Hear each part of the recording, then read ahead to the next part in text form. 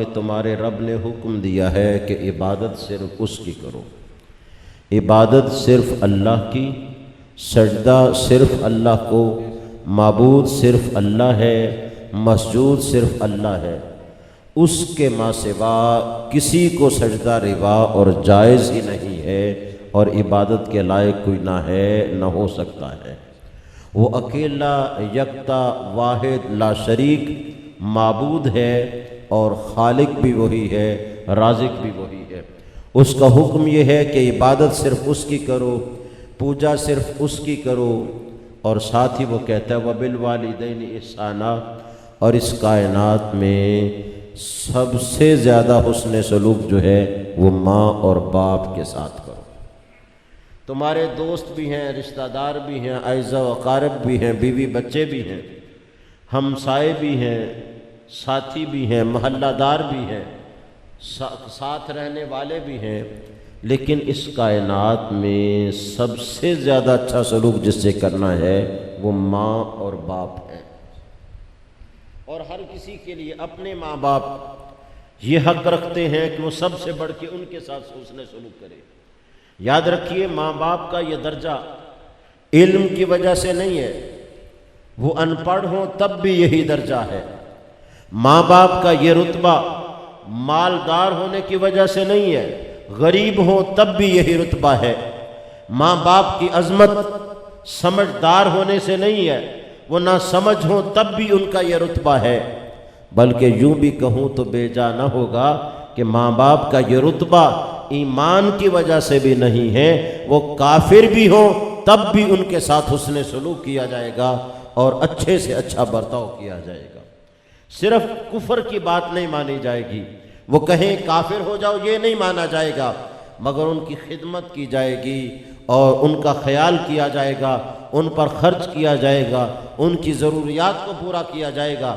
آقا علیہ السلام سے صحابی نے پوچھا حضور من احق بحسن صحبتی، میں وقت بھی رکھتا ہوں، مال بھی رکھتا ہوں، فرصت بھی ہے اور خدمت کرنا چاہتا ہوں، روئے زمین پر میری خدمت کا سب سے بڑا حقدار کون ہے؟ فرمایا اموں کا، فرمایا سب سے زیادہ رتبہ تیری ماں کا ہے، مال بھی اس پر خرچ کر، وقت بھی اس پر خرچ کر اور اس کی ہر طریق سے خدمت کر۔ عرض کی حضور اس پر کی خدمت کرنے کے بعد پھر بھی میرے پاس مال بچتا ہے، پھر بھی فرصت بچتی ہے، ثم من یا رسول اللہ، فرمایا پھر، قال امک، فرمایا پھر تیری ماں کا درجہ ہے۔ اس نے کہا اس کے بعد، فرمایا پھر تیری ماں کا درجہ، کہا اس کے بعد، فرمایا ثم ابو کا، فرمایا اب تیرے باپ کا درجہ ہے۔ اب جو لوگ دوستوں پر زیادہ خرچ کرتے ہیں، دوستوں کے ساتھ زیادہ خیال کرتے ہیں اور زیادہ لحاظ کرتے ہیں اور ماں باپ کی طرف توجہ نہیں دیتے، وہ غور کریں، دوستی کا درجہ بعد میں ہے، باقی رشتہ داریوں کا درجہ بعد میں ہے، تعلقات کا درجہ بعد میں ہے، ماں اور باپ کا رتبہ ان سب سے اعلیٰ اور پہلے ہے۔ اور اس میں کہا ماں باپ دونوں یا ایک بوڑھا ہو جائے، انہیں اف تک نہیں کہنا، یعنی خلاف مرضی بات نہیں کرنی، جھڑکنا نہیں، سخت کلامی نہیں کرنی، اور وہ سختی سے بھی بات کریں، رس گولتے ہوئے انداز میں انہیں جواب دینا ہے۔ وَقُلْ لَهُمَا قَوْلًا كَرِيمًا، ان کی سخت باتوں کا جواب بھی تم نے نرمی کے ساتھ دینا ہے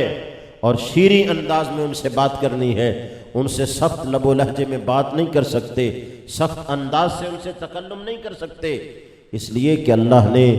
تمہارا رشتہ ہی ایسا بنایا ہے، اللہ تمہیں پیدا کرنے والا ہے اور ماں باپ کو اللہ نے تیرے پیدا کرنے کا ذریعہ اور سبب بنایا ہے۔ پھر آگے کہا جو ہے مبارکہ میں نے پڑھی، وَخْفِضْ لَهُمَا جَنَاحَ الذُّلِّ مِنَ الرَّحْمَةِ، خفض کہتے ہیں نیچے کرنے کو، زیر ہونا، اور جناح کہتے ہیں پر کو، ذل کہتے ہیں نرمی کو، فرمایا نرمی کے پر ان کے لیے بچھائے رکھنا۔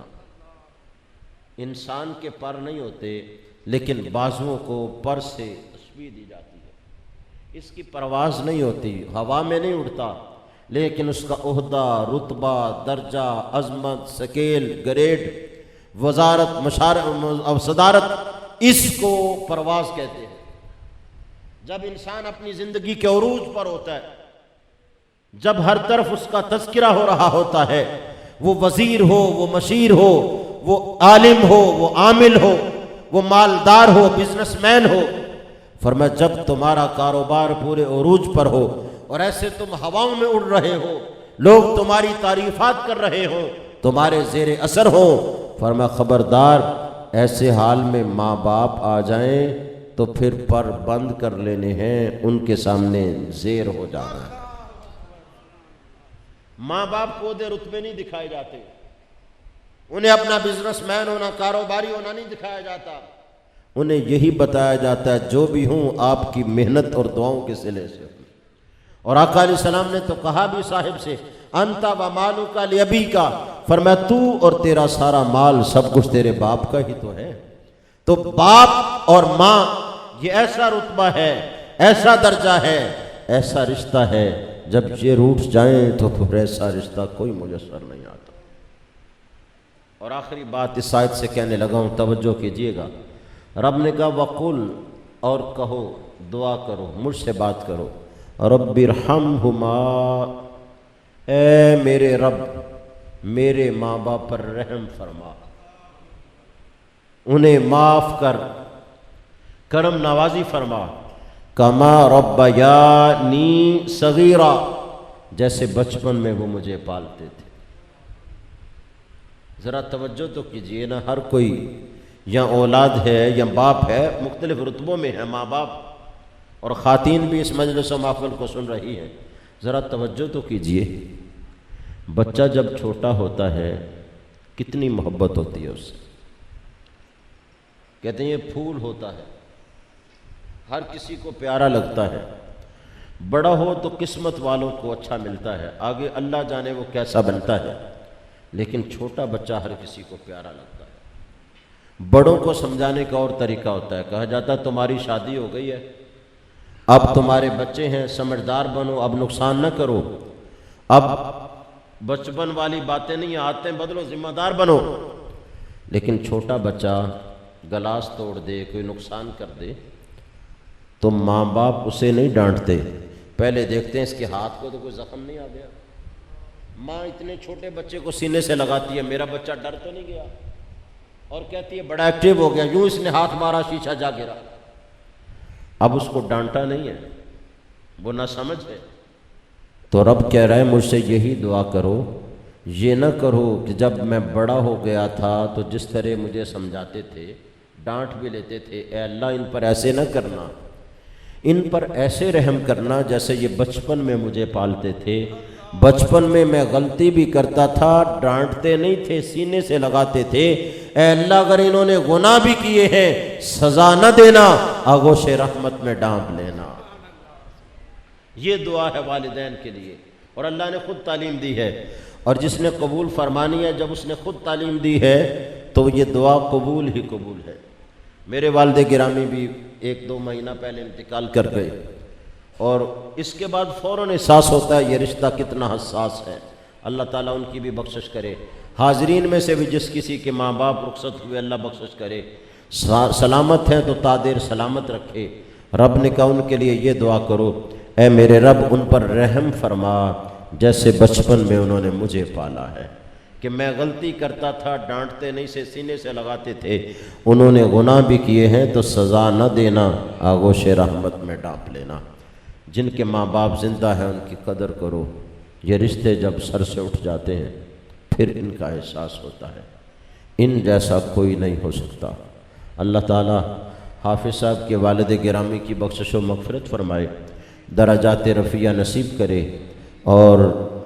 آج کے قرآ کا آنا ان کے لیے بخشش کا اور سب کے لیے برکت کا باعث بنائے، اور ہم سب کو آخرت کی تیاری کی توفیق نصیب فرمائے، آمین۔ وما علیہ الا البلاغ۔ اب آخر میں ہمارے مہمان معزز، مہمان ذی وقار، پوری دنیا میں جن کی آواز گونجتی ہے، یہ 2, 4, 5, 10 ملکوں میں نہیں، دنیا کے اکثر ممالک میں ان کو لوگ دعوت دیتے ہیں، اور جب پڑھتے ہیں سما ہی کچھ اور بن جاتا ہے۔ آج آپ سنیں گے تو ضرور لطف اندوز ہوں گے، بڑی توجہ کے ساتھ، انہماک کے ساتھ سنیے گا، سبحان اللہ الحمدللہ کے ساتھ ادا دیجیے گا، اور انتہائی توجہ کیجیے گا، الآن یاتی امامکم الشیخ القاری المقری رجاء من تنزانیہ وہو یتلو تلاوت القرآن انشاءاللہ۔